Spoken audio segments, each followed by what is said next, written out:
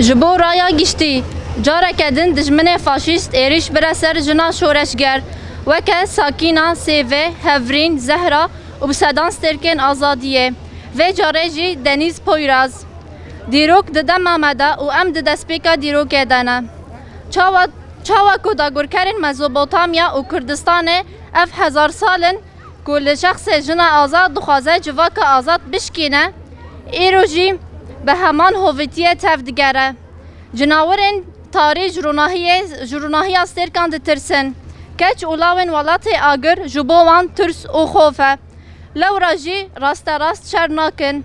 Kesin bi tirs kemînên tirsonek datîne. Xeft û davikan bikartîne. Xwe dispêre amûr, çek û teknîkên xwediyên xwe yên pişt perdê.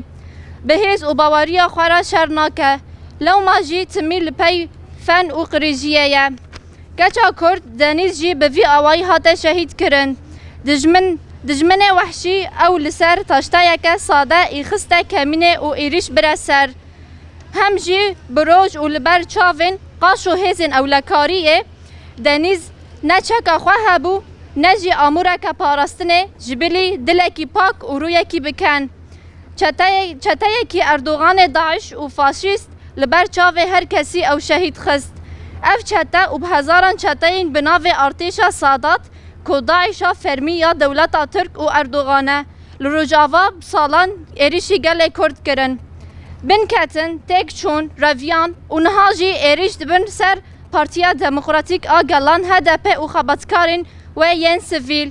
Keça Kurd Deniz Poyraz jî ji van xebatkar û endamên HDP bû. Welatparêz û evîndara gel û welatê xwe bû.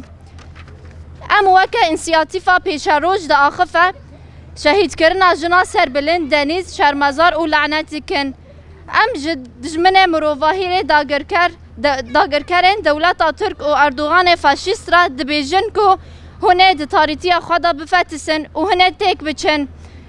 Bimre faşîzm, berxwedan jiyan e, şehîd namirin, Deniz namire. İnsiyatîfa pêşerojê.